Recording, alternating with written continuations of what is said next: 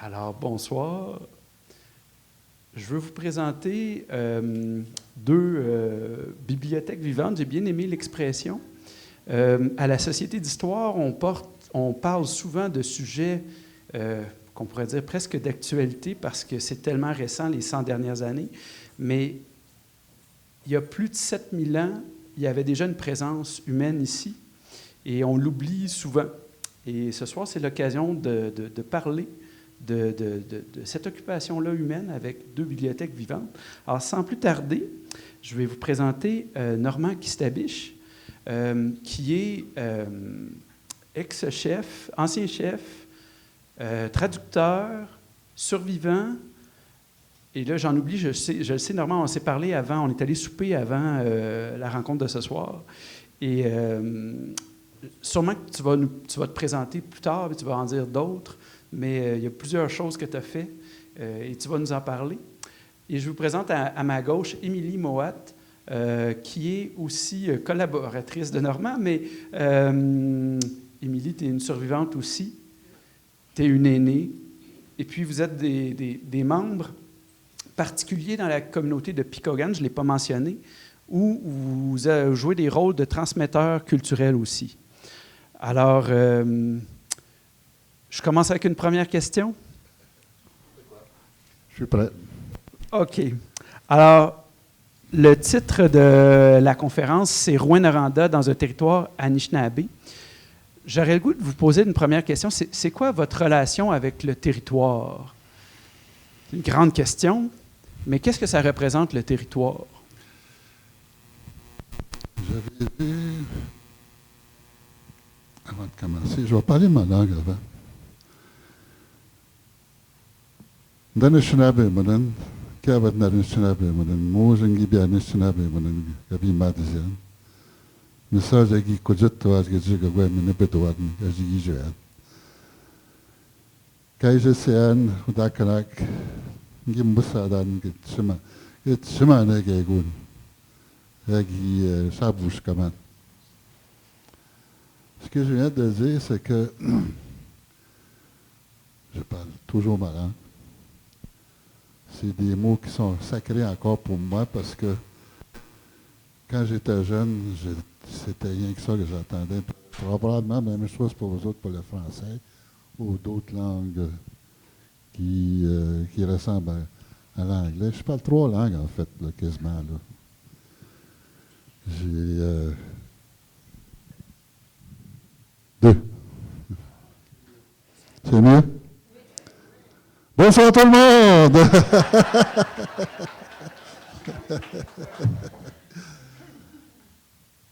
Ça fait 6000 ans, 7000 ans qu'on parle la langue Anishinaabe, puis on parle encore. Elle n'a jamais été langue officielle pourtant. Hein? Pendant que vous autres, vous disputez avec le français puis l'anglais, puis nous autres, à côté, on nous, comme nos amis de côté, je comprends l'affaire. Je comprends pourquoi que c'est arrivé de même. Et qu'est-ce que c'est la terre? Qu'est-ce que c'est l'histoire? Qu'est-ce que c'est par rapport pour nous autres, la terre, vis-à-vis de... Pour moi, la terre, c'est comme... J'avais un mot que j'avais dans la tête que j'arrive plus à le... Je suis vieux aussi, moi aussi, là. En passant, ça fait 53 ans qu'on est ensemble.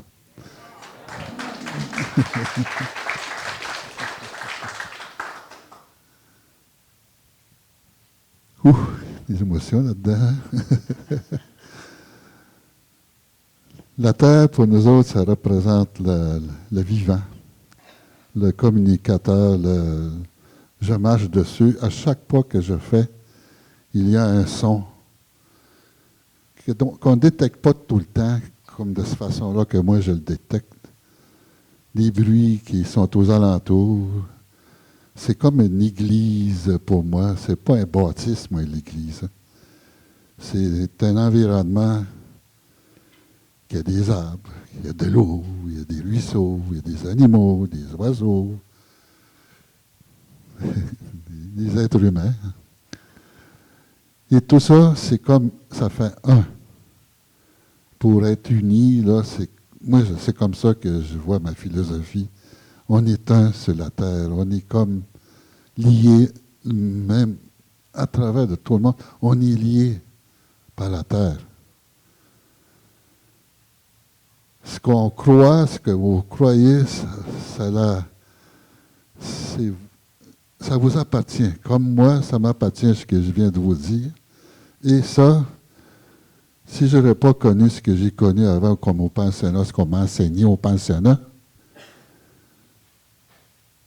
ça a été, si on essayé d'enlever le cœur de mon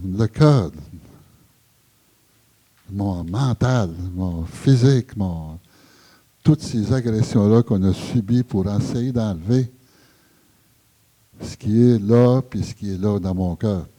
Puis ça, je l'ai quasiment perdu, hein, ma langue.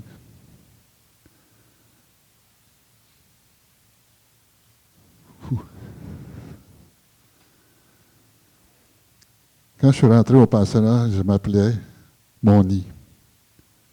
C'est le seul nom que j'avais quand j'étais petit. Je m'appelais toujours Moni.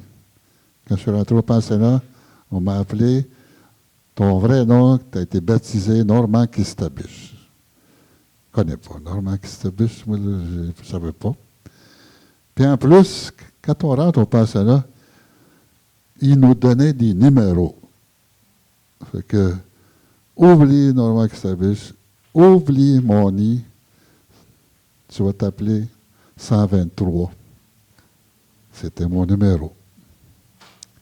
Imagine que ça fait quand tu... Je ne suis pas un chiffre, moi. Hein?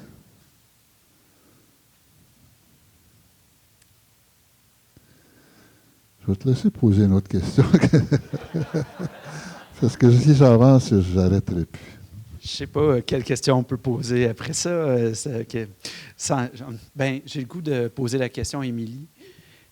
Quelle relation on a? Tu nous disais avant la rencontre que vous avez passé 1 an en territoire avec vos enfants. Qu'est-ce que ça a représenté cette année-là dans votre vie? Ça représente Anishinaabe. Anishinaabe était là. On est là. En fait, on est là. Vous autres ici, vous êtes là. Sur terre. On marche sur terre. On est allé vivre dans le bois pendant 1 an avec nos enfants. Ça a été une belle expérience pour nous autres parce on sentait le besoin d'aller au territoire. Parce que nos ancêtres, ils ont vécu là. En fait, moi, je suis née dans le territoire qui s'appelle le lac Abitibi. Je suis née là.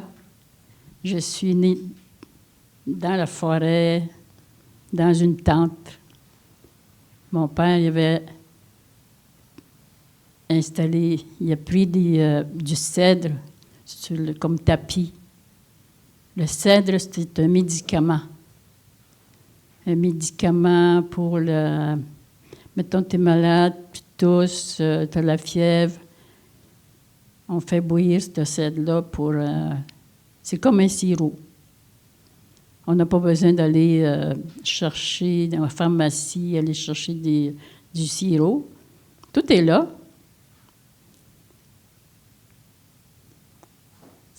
C'est aussi, avec les animaux aussi, il y a de la médecine.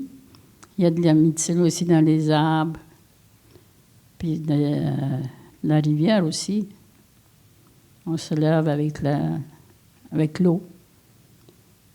En tout cas, c'était une belle expérience quand on est allé vivre dans le bois. On a appris à vivre naturellement.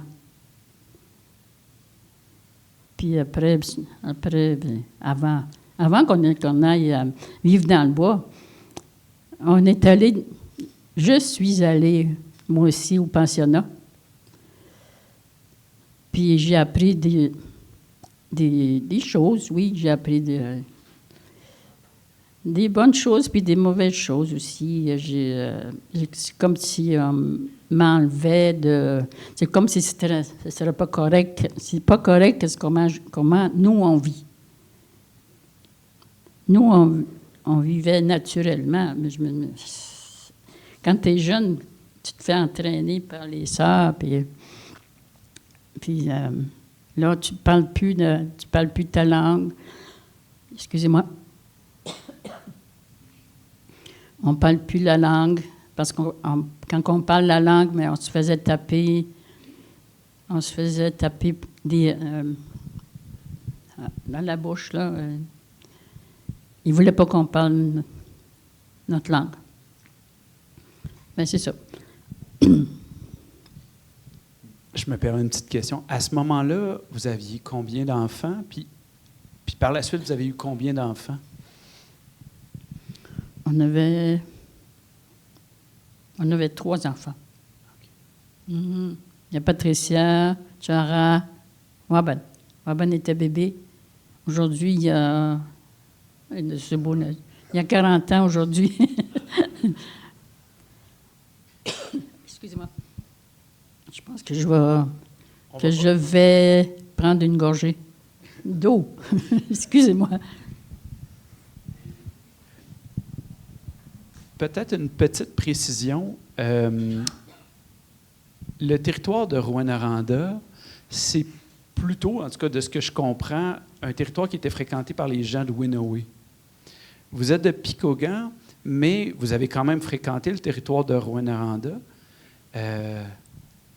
C'était beaucoup dans les déplacements, j'imagine. Peut-être, en tout cas, je vais vous laisser. Quelle est votre relation avec le territoire de la nouvelle ville ou de Rouyn-Noranda, le territoire large de Rouyn-Noranda? En fait, mon territoire est situé au nord d'Amos, proche dans le coin de anciennement Joutel, Matagami. Mais nos parents, les autres, ils partaient du territoire. Il n'y avait pas de frontière Ontario-Québec dans ce temps-là. Okay? Ils partaient, tu vois, du lac Turgeon, du lac... comment que ça s'appelle? Cartwright, ça c'est mon coin.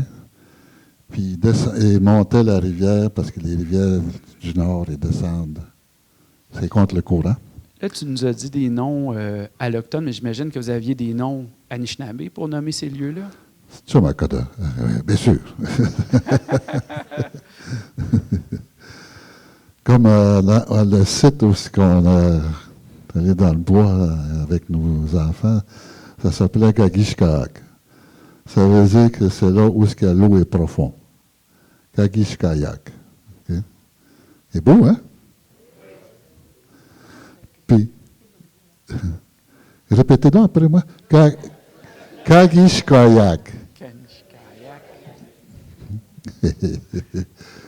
Comme des vrais enfants. Et quand on est retourné, juste pour continuer ce qu'elle a commencé, on avait décidé ça à la naissance du petit. En fait, il a fait 40 d'années de ça. On s'est dit, avant qu'il rentre la plus vieille à l'école, on va les passer une année dans le bois. Puis à tout recommencer. Ne connaissait rien du bois. Là. Quand il sort de l'école, j'ai été facteur pendant 6 ans pour la ville d'Amos. Hein. Et de là, quand notre fils est venu au monde, mais là, j'ai dit, OK, ça c'est un mode de vie-là qui nous ressemble. OK, on est dans les ères modernes, mais qui ne nous ressemblait pas tout à fait. On dirait qu'on avançait, puis on reculait en même temps de notre langue, notre mentalité, notre liaison avec la nature, avec tout ce qu'on voit dans le bois. J'ai réappris à les nommer, les les emplacements, les noms des rivières, les noms des arbres, les noms des lacs, les noms des oiseaux, tout. Quand j'ai commencé à comprendre les significations de certains endroits, la toponymie que j'ai faite en 1980, il y avait déjà une liaison qui m'attirait. C'est ta langue, ça. C'est ma langue. C'est des significations, il y a des bouts de drôle là-dedans là, qui sont comiques, mais c'était vivant. C'était... comment on dit ça? Que tu vois une place, et là, tu trouves quelque chose que... Il s'est passé ici un événement de rassemblement où c'est arrivé que quelqu'un y a trébuché sur une bûche, puis ça a appelé cette place-là Kajebagichik. Puis ça a resté Kajebagichik. Ça, là où est-ce qu'il a tombé. Ça s'appelle de même le toponyme que j'avais fait. Et c'est toutes sortes de places qu'on avait. Là où est-ce qu'il a fait pipi. Tous des noms de même, mais c'est tout lié par rapport à des événements, des cocasseries, des cocasses, des moments, des fois. Mais le lien que j'ai vu m'en venir vers loin, c'est que on partait, nous autres, pas nous autres, j'étais pas dans ce temps-là, mais nos parents. Dans le territoire, on occupait un grand territoire quand même. Hein. Ils partaient du lac Abitibi. Il y en a qui passaient ici à Rouen pour aller au lac Macamic, pour aller sur au lac Chicoubi, ses parents. Non? Les autres, il y en a d'autres qui montaient à la rivière Octave. En fait, ils montaient la rivière Octave vers la rivière à l'Or. Il y en avait d'autres familles qui étaient parties du lac Abitibi, aller au lac Turgeon, qui montaient la rivière Turgeon, puis qui s'en allaient à la rivière Écana. Que tu m'entends à cette place-là, l'embouchure de la rivière Turgeon, que tu m'entends. Ça s'appelle de même. Répétez après moi. Oui. Quasiment Ottawa, hein, mais c'est proche. C'est là où la rivière Turgeon se jette. Toutes des significations de même en toponyme là, qui nous fait un lien à notre langue. C'est des mouvements de nature. Des mouvements que ce soit animal, que ce soit poisson, même ici, la rivière Kinodjovis. Savez-vous ce que ça veut dire, Kinodjovis?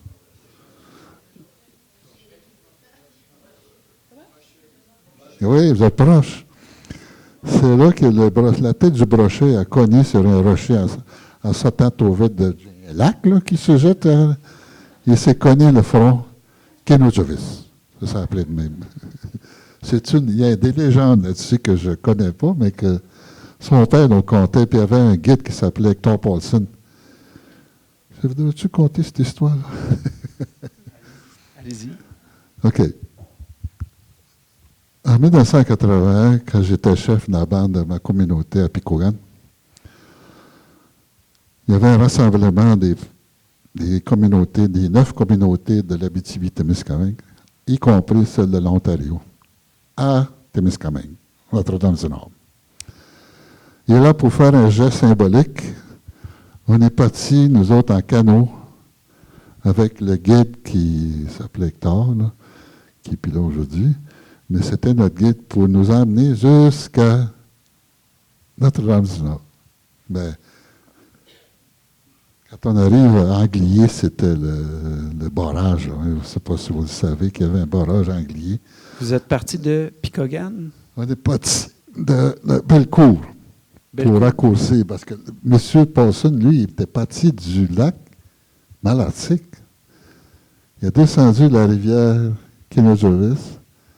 Je ne sais pas si vous savez que la rivière Kinodjovis, là, il y a 1 kilomètre de distance quand il passe vers le nord, qui descend vers la rivière des Outaouais, à une place tu peux marcher pour aller rejoindre un lac, puis aller tomber sur la rivière Kinojovis. On appelle ça thé de Bao. Répétez après moi. Thé de Bao. Thé de Bao. C'est le sec, là, tu sais, des noms qui s'unissent. Puis il y avait des emplacements, des places ancestrales où ils campaient pendant l'été. Mais la plupart du temps, là, pendant l'été, on s'en allait dans des grands lacs où il y avait un peu plus de vent pour les maudits maringouins. Hein? Qui ne connaît pas ça, maudits maringouins? Il fallait se mettre à des places où ils vantaient régulièrement. Lac Abitibi, le lac du Parquet, lac Témiscamingue. C'est tous des emplacements ancestrales qu'on allait, qu'on se visitait aussi, qu'il y avait des mariages, qu'il y avait des baptêmes, qu'il y avait tous les événements qu'on... Parce qu'après l'été, au mois de septembre, on s'éparpille dans le territoire. Ça, c'est avant la construction du chemin de fer. Elle fait du bout, hein? On n'était pas là. Tout non plus, probablement. Hein? Puis nos parents, là, imagine là, que quand j'avais écouté des entrevues qui ont été faites dans 2003, 2001, 2003, ils disaient que le temps, ça n'avait pas aucun rapport, le temps. Ils ne se pressaient pas pour aller à leur territoire. Tranquillement, on a fait ça. S'il faut faire à genoux, on va le faire à genoux, cette bout-là. On fait un canot. S'il faut faire des potages, on fait des potages, mais on ne s'inquiétait pas du temps qui s'en venait, comme l'hiver. C'est beau, hein? C'est ce qu'on appelle prendre son temps. Jamais pressé. Jamais, jamais, jamais. Je vais te laisser poser d'autres questions qui... Parce que je finirai pas. Mais... Tu disais que vous disiez que vous alliez dans le territoire. Parce que j'aurais plusieurs questions, là, mais le partage se faisait par rivière ou par bassin versant, hein, les familles. Est-ce que je me trompe en disant ça ou c'était pas tout à fait comme ça que ça se passait? Le partage du territoire se faisait comment? Oui, les partages. Ben, tu sais, il y avait des clans de familles qui étaient éparpillés dans le territoire. Et ces clans-là, il y avait 2-3 familles peut-être, ensemble. Ben, peut-être, c'est sûr qu'il y avait 2-3 familles. Comme moi, où j'étais dans mes parents, là, la place Kagish-Kayak, là, il y avait 6 familles, là. Ils ne s'appelaient pas toutes Kistabish. Il y avait des Rankin, il y avait des McDougall, qu'on restait ensemble pour mieux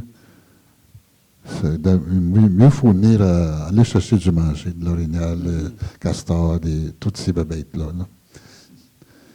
Et là, quand il y a eu la construction du chemin de fer, ça a eu un impact, même pour la compagnie de la baie du Son qui était déjà installée à Pointe-aux-Indiens, à Saint-Laurent de Galichan. Si vous allez demander, allez voir le lac Abitibi, vous allez voir un genre de presqu'île, comme on dit.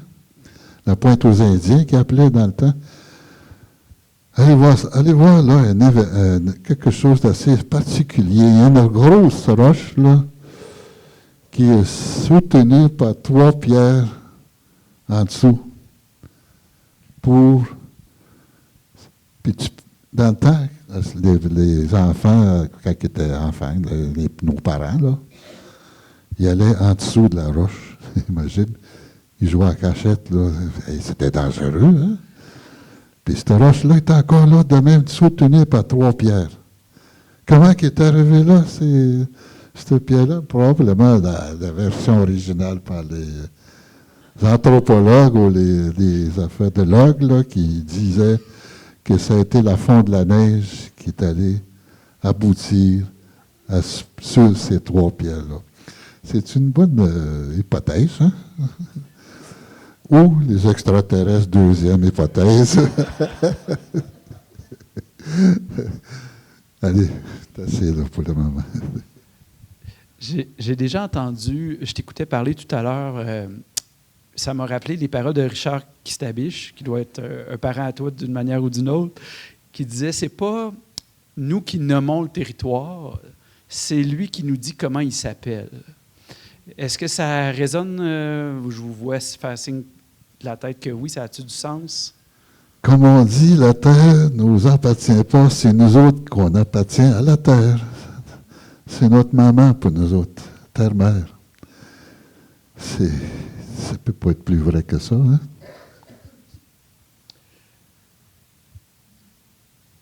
J'ai une autre question, c'est le territoire, ça prend quelle place dans la transmission de la culture?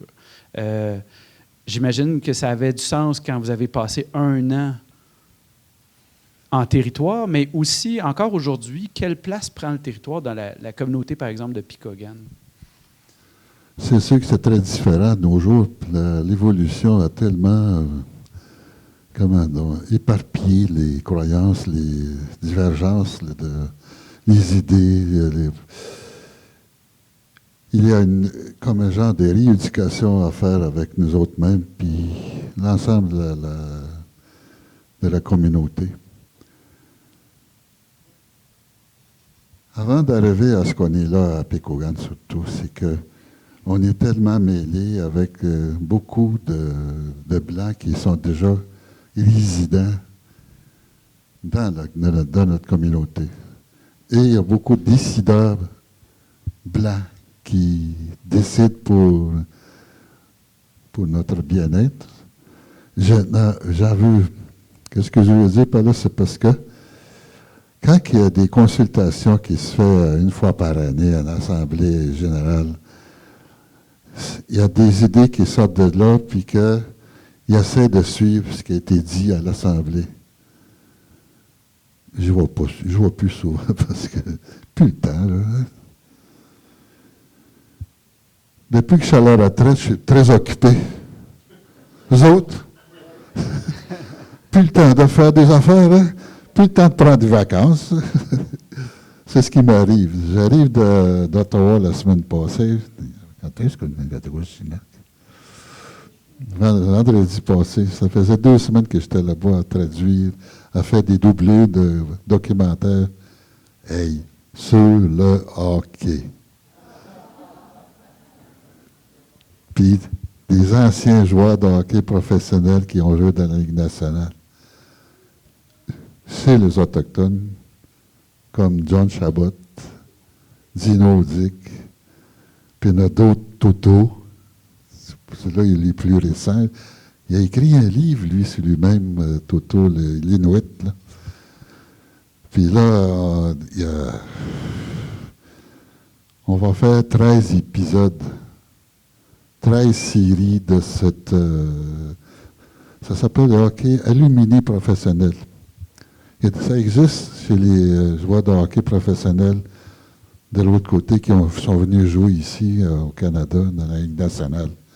Les autres, ils jouent au hockey dans des grands amphithéâtres. En faisant ça, c'est comme pour les autres, pour remettre ce qu'ils ont reçu de la foule. C'est la même chose pour nous autres. Ces joueurs-là, John Chabot, qui a déjà joué pour les Canadiens de Montréal, à côté de Guy Lafleur, que j'ai déjà joué contre lui, qui est Guy Lafleur, dans les années 60, par exemple, là, pas de la Ligue nationale. Puis je vous dis que Guy Lafleur, c'était un mauvais perdant.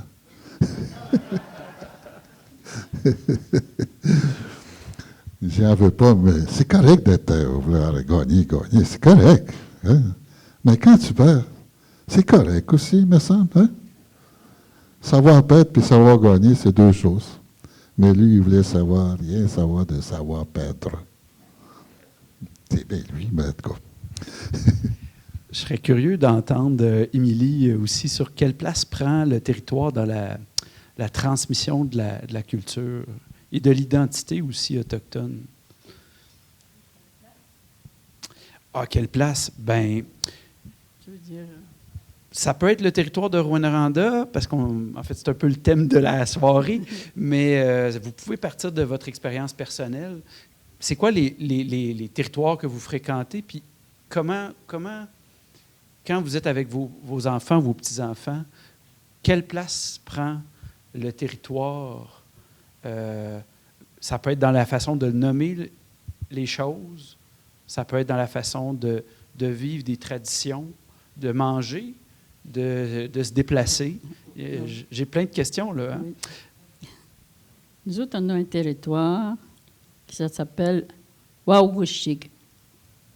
Wawagushig. Wawagushig. C'est ça. Quand on est au territoire, on dirait qu'on est plus... On se sent plus fier d'être là. C'est notre appartenance. Mais je pense que moi je pense, là, c'est pas juste les Anishinabés qui devaient se sentir ça. Comment je me sens, comment qu'on se sent. Quand on s'en va au territoire, quand on s'en va en forêt, on dirait que tu es plus léger.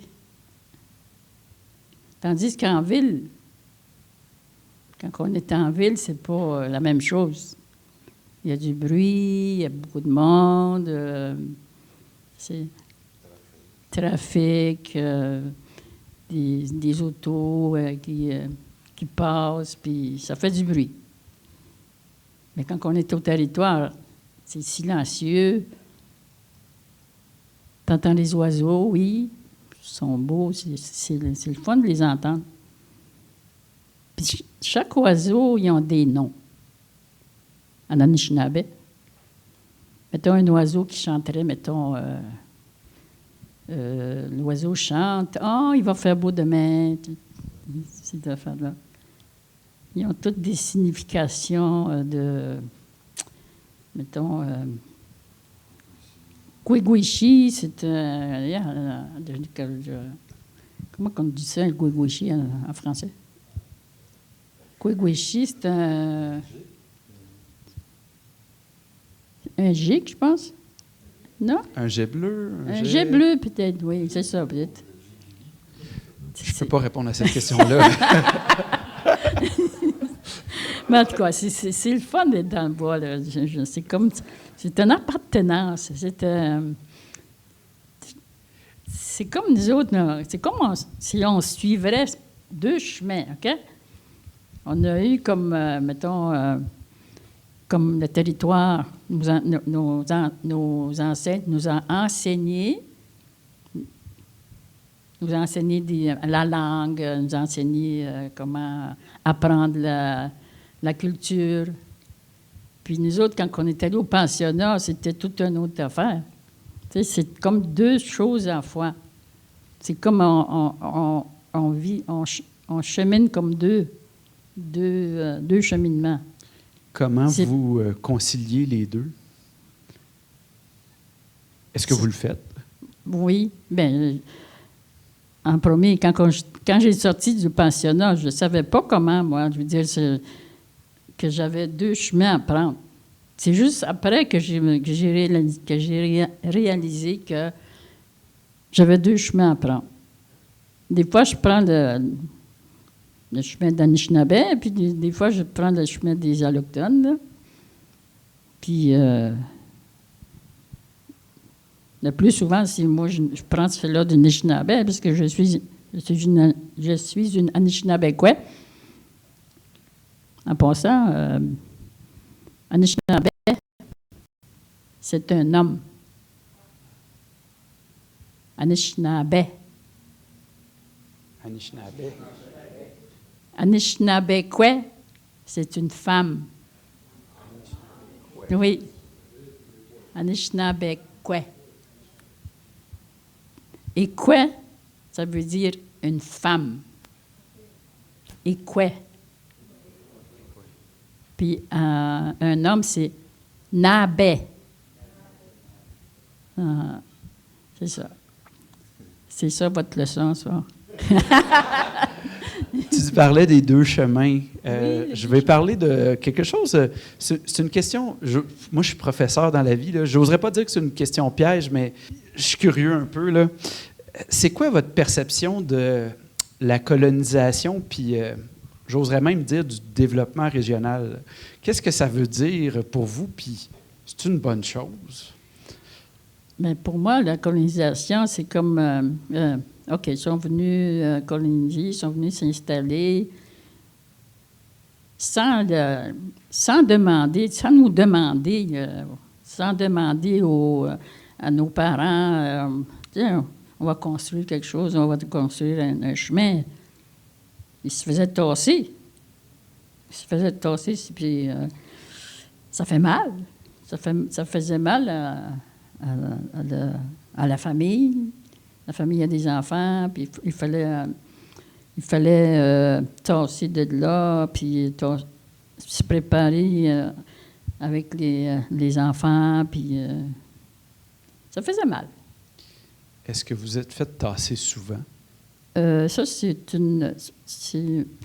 quelqu'un qui m'a dit ça, que dans le parc, là-bas, là, dans le parc, quand on s'en va à le 117, ça. Puis il y avait des familles qui restaient là. Puis ils se sont fait tasser. Sans avertir que vous allez partir de là. Tu sais. Il aurait pu leur dire qu'on on va former on va ouvrir un chemin là, puis de leur dire à eux autres là, que. Mais ils n'ont rien dit. C'est pas comme ça que ça s'est passé. Non. Mais d'un côté, c'est une bonne chose parce qu'à cette heure, aujourd'hui, on parle français. Ça, c'est une bonne chose pareil. Puis, oui, on utilise le 117, là. Mais c'est ça, là, il y a des choses. Comme qu'il disait tantôt, Normand, là, il disait que à l'école, là-bas, là, où on reste, oui, il y a beaucoup des Allochtones qui viennent travailler. D'un côté, c'est correct, puis d'un côté, c'est pas correct. Ça veut dire, ça fait comme une imposition, parce qu'on a déjà été imposé à faire, mettons, aller à l'école. Imposé. Nous autres, on était imposés pour aller au pensionnat. Bien, je pense qu'il devait y avoir un changement de notre côté à nous autres, là, parce que faire mettons, dire aux enfants que, pas aux enfants, mais à la population, que de reprendre qu'est-ce qu'on a perdu, qu'est-ce qu'on a, comme la langue. Notre langue est en train de se revivre parce qu'à un moment donné, c'était comme... parce que les enfants, ils ne parlaient plus. Puis le plus souvent, on essaie de parler avec les jeunes pour qu'ils puissent parler leur langue aussi. C'est ça. C'est quelque chose. Mettons, oui, c'est grave pareil. Mettons, vous autres, les Français, vous parlez français, puis vous êtes imposés je vais vous imposer à parler en Anishinaabe. Hein? Mais c'est pas pareil. C'est pas votre identité. Nous autres, notre identité, c'est Anishinaabe. Est-ce que... Dans les cours que je donne, on dit souvent là, qu'un groupe ethnoculturel là, ou une nation, ça se définit avec une langue, une religion, un territoire, de la culture, une histoire aussi. On a l'impression que tous ces éléments-là ont été malmenés dans votre histoire. Là. L'histoire, elle se fait, là, mais le territoire, la spiritualité, la langue, tout ça a été je pourrais dire, attaqué. Est-ce que vous pouvez nous en dire un mot? Ou,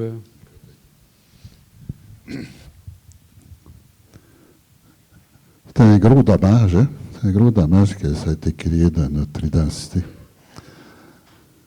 Avant, nous autres, quand on s'est rendu compte qu'on était en train de reculer dans notre identité, notre culture, même de nous autres même, avec tout ce qu'on a, avec ce que moi j'ai vécu à cause de l'imposition d'apprendre une langue, une autre religion, en fait, la spiritualité a mangé un bon coup de claque. Là. Nous autres, notre spiritualité ou notre religion est tellement simple que quand tu es dehors, quand tu es assis ou quand tu es à côté, moi je le sens de même. Je suis dans la nature, puis c'est ça qui est mon église pour moi. Je me concentre sur ma respiration, ce que j'attends, je fais le tour de mon corps, comment qu'il est. Je me plug avec la terre. Puis là, j'y vois ce qu'il y a aux alentours, puis je le regarde, puis c'est donc merveilleux ce que je suis. C'est de cette façon-là que moi, je me recueille, que je me dirige vers un bien-être autant physique, mental, spirituel. Juste pour donner un exemple, il est arrivé quand on était dans le bois il n'y a pas longtemps, à peu près une vingtaine d'années. Il ventait, ça faisait 4-5 jours, jour et nuit, de ce temps-ci, il n'y a pas de ça dans l'automne. Il ventait, puis j'étais pas capable de traverser mon petit lac pour aller en canot, pour aller à notre voiture. Puis là, un moment donné, je sors dehors, mais j'étais comme un peu en colère de ce qu'il n'arrêtait pas de vanter. Mais il devait se avec nous, non, tellement baggy. Ce que j'ai dit, c'est que c'est assez, là, le vent, calme-toi. Là, je rentre dans ma cabane, puis 5 minutes, 10 minutes après, là, le lac, là, était miroir. Je ne sais pas, qu'est-ce qui se passe, mais je me suis posé tout le temps. Tu sais, peut-être que j'ai des pouvoirs, hein? Je t'invite à dire la même chose en sortant. Quoi, il vend dessus? Je sais pas, mais on a besoin de beau temps. C'était comme spontané, tu sais, j'étais tanné, là, que ça vende jour et nuit, puis papa, puis t'arrêtes pas. Les claques, on n'entendait plus les oiseaux. La pluie qui tombait, puis c'est ça.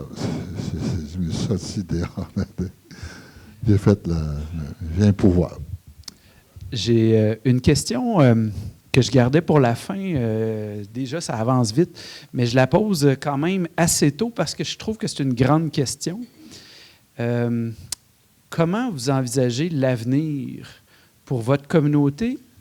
Puis, je vais avoir une deuxième question, mais on peut y aller en deux temps, là. Comment on voit l'avenir aussi des relations entre votre communauté puis les gens allochtones de l'Abitibi-Témiscamingue? Fait qu'on va commencer par la première. Comment vous voyez l'avenir pour votre communauté? Alors que je suis rendu, le travail a déjà commencé avec nous autres. Mais j'espère que ça va continuer avec nos enfants. Nos enfants, en passant, ils parlent encore notre langue. Okay? Peut-être continuer ce que nous autres, on a commencé avec d'autres que nous autres. On n'est pas les seuls à vouloir conserver notre langue et notre culture. On est à peu près 4-5 familles encore qui parlent couramment notre langue. Puis peut-être plus que ça. Et ça, on fait des réunions tous les mardis, juste les aînés qui parlent la langue encore. Puis on parle juste notre langue pendant la réunion. C'est fun d'entendre des histoires là, de telles familles qui ont vécu tel événement. En tout cas, c'était un partage d'histoires, de connaissances, de vie. Tu sais. Ça, j'espère que ça va continuer. Puis nous autres, on devrait encore plus s'impliquer d'une autre façon, aller à l'école, parce qu'il y a des jeunes qu'on entend dire « Parle-nous donc à votre langue. » À votre langue. Puis c'est des Autochtones, là, c'est des Anishinaabe qui nous demandent « Parlez donc votre langue. » Ils ne parlent plus notre langue, les autres qui nous demandent, des enfants. C'est grave, hein? Nos petits-enfants, nos arrière-petits-enfants. C'est un cheminement qu'on doit continuer avec Minoachin, entre autres, qui est des bons instruments de sauvegarde de la langue et de la culture. On connaît bien la Minoachin ici, là, elle, là, on est bien amis avec elle. Pas à cause qu'il travaille pour Minoachin, là, mais à cause qu'il est quand même une bonne personne. Quand même. Je vais commencer à chanter à la pomme. Elle dit oui. La liaison de continuer à garder la langue puis dans notre communauté, c'est déjà parti. Mais c'est à pas tordu. Ça, il faut trouver des outils. Entre autres, la technologie qui est venue toute seule. Qui s'en vient comme n'importe quelle caméra, Hey, Guillaume! Salut! Un autre spécimen qu'on connaît. Oui. C'est ça, les enfants, nos enfants, ils parlent. On parle continuellement avec nos enfants pour qu'ils continuent à connaître la survie de la langue. C'est quelque chose d'important. La langue a l'air centrale dans l'identité. Hein?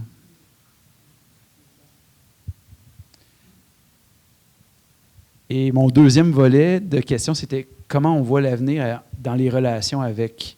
Bien, ça pourrait être les gens de Rouyn-Noranda. Il n'y a pas de communauté sur le territoire, mais quand même, vous parlez à tout le monde. Et c'est un territoire qui appartenait aux Anishinaabe aussi. Comment vous envisagez l'avenir? Il y a quelqu'un qui m'a dit « Quoi » tantôt. C'est lui, hein? Tu vois, c'est déjà un pas qu'il a fait, lui, là. « Quoi » tu sais, au moins, c'est un début. C'est peut-être... il y a d'autres choses, pour dire « Ashinap ». Ça veut dire « Comment ça va? » Ashinap. Ashinap. On a travaillé avec André Robitaille dans un tournage de Pour toi, Flora. Puis lui, il aimait ça, nous parler à notre langue. Il avait appris tout par cœur ce qu'il fallait dire pendant le tournage.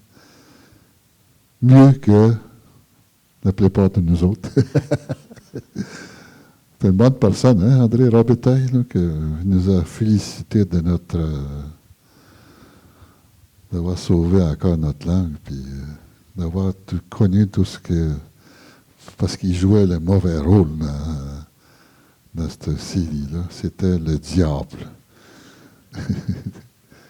Le robe noir.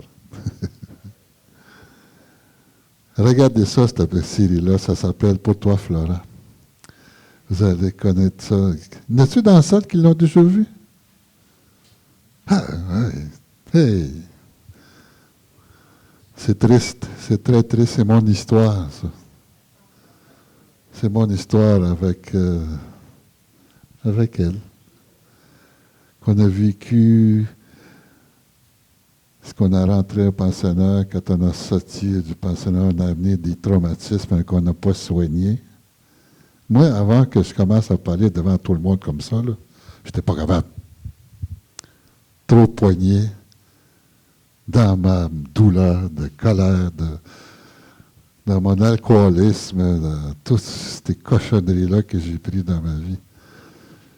Puis le jour où j'ai décidé d'en m'en sortir, c'est quand j'ai ouvert le plaid de ce que j'ai vécu au pensionnat il y a 50 ans de ça. Ça n'a pas été facile.